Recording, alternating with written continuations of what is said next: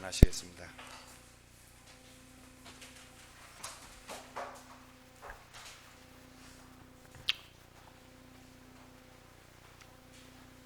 우리가 잘 아는 러시아의 문호 도스토옙스키가 이런 얘기를 했습니다. 우리는 희망 없이는 살 수가 없다. 희망 없이 산다는 것은 삶을 중단하는 것과 같다. 이런 얘기를 했습니다. 사람은 누구나 작든 크든 희망을 가지고 사는 겁니다. 오늘 저는 부활절 둘째 주일을 맞으면서 절망 가운데서 희망으로 다시 일어났던 글로바라는 제자와 또 한사 제자의 얘기를 중심으로 우리 한번 생각해 보겠습니다. 2차 세계대전 때에 미군 2만 명이 일본의 포로가 되었습니다. 그런데 2차 대전이 끝날 무렵 2만 명 중에 8천 명이 죽었습니다. 전쟁이 끝난 후에 미 국방성에서 조사단을 파견해서 조사해 보았더니 그들이 죽은 이유가 굶주리거나 고문을 받았거나 아파서 죽은 것이 아니라 그들에게 희망이 없었기 때문에 죽었더라. 이런 얘기를 합니다. 사람이 그렇게 쉽게 죽어서 간다는 이유가 희망을 잃어버렸기 때문입니다. 누구나 희망을 잃어버리면 생의 가치가 없어져 가는 겁니다. 독일 나치 때에 유대인들이 6천만이라고 하는 어마어마한 숫자가 학살을 당했습니다. 그 끔찍한 절망 속에서 악명 높은 아우슈비츠 수용 속에서 2차 대전이 끝날 때까지 살아남을 수 있었던 사람이 있었습니다. 그들이 살아남을 수 있었던 이유는 딴 게 아닙니다. 2차 대전이 끝나고 나서 그들이 수감되어 있는 감방에 가보았더니 손톱으로 벽에 콘크리트에 글을 써두었습니다. 다른 글이 아닙니다. 우리는 저 하늘의 태양을 볼 수는 없지만 분명히 저 하늘에 태양이 빛나고 있음을 믿는다. 우리는 하나님께서 침묵하고 계시는 것처럼 보이지만 우리를 위해서 지금도 일하고 계신다라는 것을 믿습니다. 이 글이 쓰여 있었습니다. 그들이 살아남을 수 있었던 것은 바로 이 희망이 있었기 때문에 그들은 살아남을 수 있었던 것입니다. 덴마크의 유명한 철학자 켈코케골이 죽음에 이르는 병이 뭐냐 했더니 절망이라는 것이 죽음에 이르는 병이다 라고 하는 얘기를 했습니다. 우리가 절망을 가지느냐 희망을 가지느냐 이에 따라서 우리의 삶에 엄청난 영향력이 미쳐져 오는 것입니다. 오늘 읽은 말씀은 우리 잘 아는 엠마오로 내려가는 두 제자의 얘기입니다. 두 제자가 예수님이 돌아가셨다는 얘기를 듣고 그들은 낙향을 합니다. 자기 고향에 가서 그냥 뭐라도 하고 살겠다는 그런 마음으로 엠마오라고 하는 고향을 향해서 내려가고 있었습니다. 그런데 이 사람들에게 이름 없는 동행자가 나타났습니다. 그들은 희망을 잃어버리고 절망 가운데 사는 사람들인데 그들 곁에 웬 무명의 동행자가 같이 엠마오로 내려가고 있었습니다. 엠마오에 다 왔습니다. 그런데 이 사람은 계속 가고자 합니다.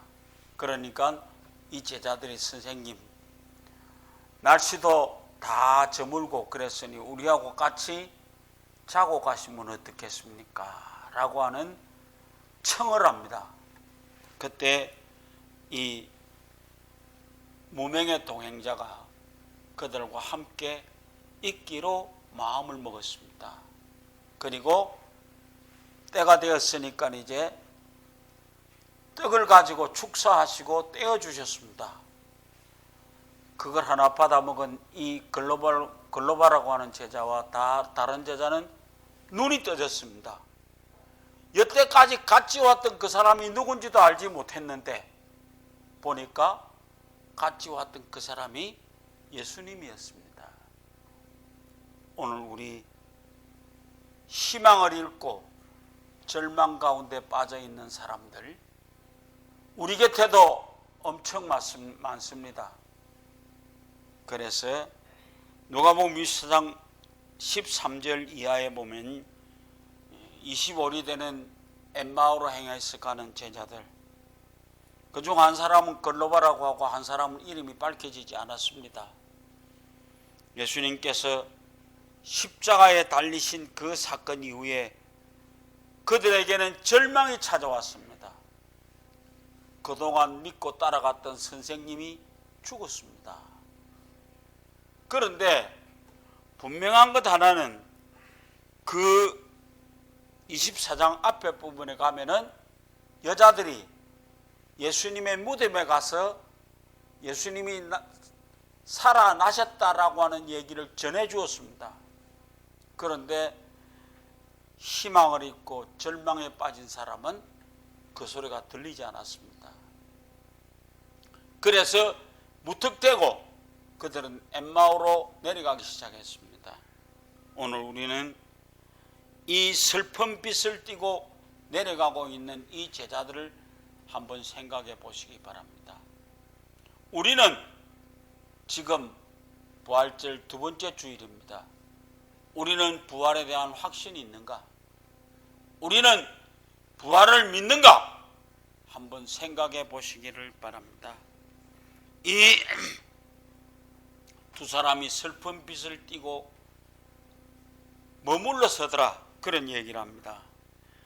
24장 17절에 그런 얘기가 나옵니다.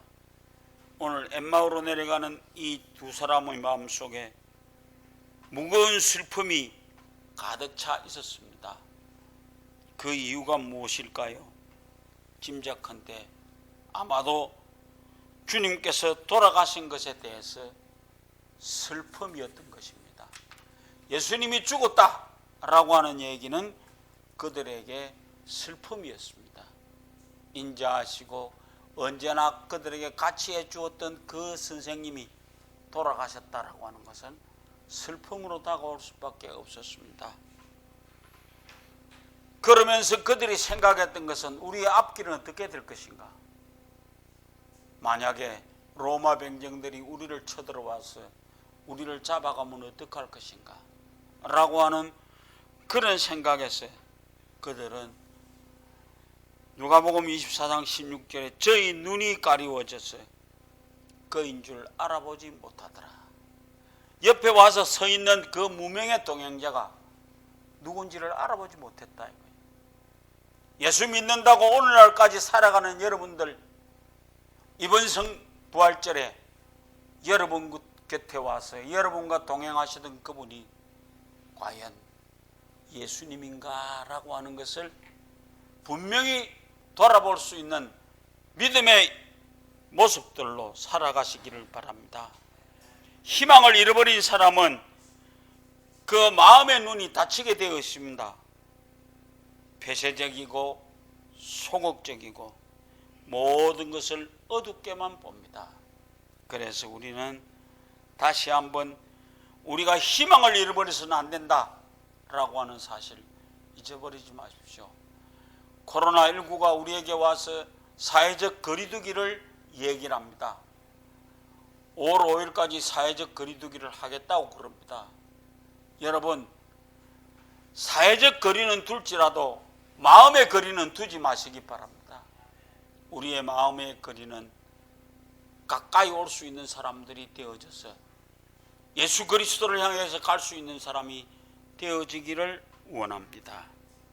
두 번째로 절망에서 희망을 찾은 사람들입니다. 글로벌하는 제자와 이 한 제자는 다시 희망을 찾아서 그 시로, 눈이 떠진 그 시로 바로 예루살렘으로 다시 올라갔던 얘기를 써놓고 있습니다. 왜? 부활하신 예수님을 만났기 때문에 고향 내려갈 필요가 없는 겁니다. 그래서 그 시로 즉각 올라가서 예루살렘으로 올라가게 되었다라고 하는 것입니다. 그 얘기 속에 너무나 깊은 얘기가 있습니다. 오면서 말씀을 풀어줄 때에 우리의 가슴이 뜨겁지 아니하더냐.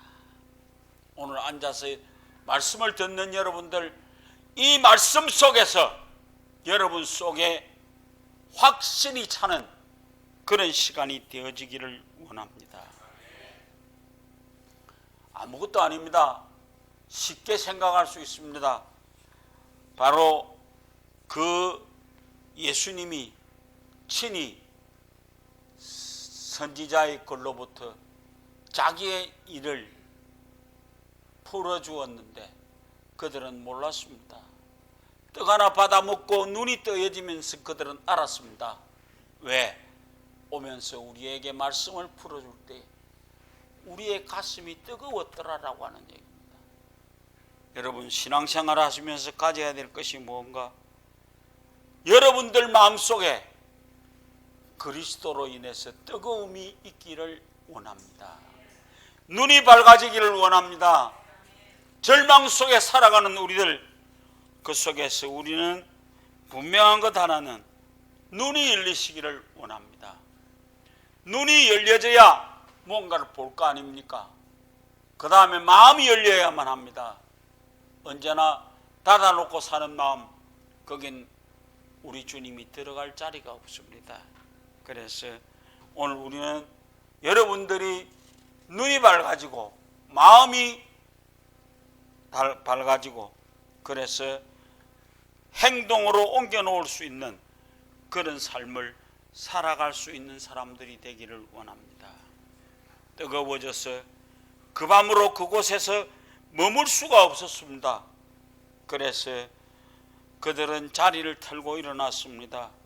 그들은 다시 그 밤에 내려왔던 것을 도로 올라가서 문을 잠그고 있는 제자들 곁에 가서 우리가 예수를 만났노라고. 그래 가보니까 그들도 베드로에게 나타나셨던 예수님의 얘기를 하고 있었습니다. 그때 글로바라는 제자와 또 한 제자가 그들에게 확실하게 얘기합니다. 우리가 엠마오로 가다가 예수님을 만났노라고.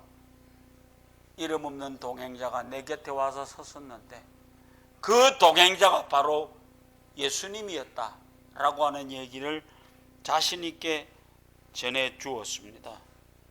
여러분들 부활절을 만났습니다.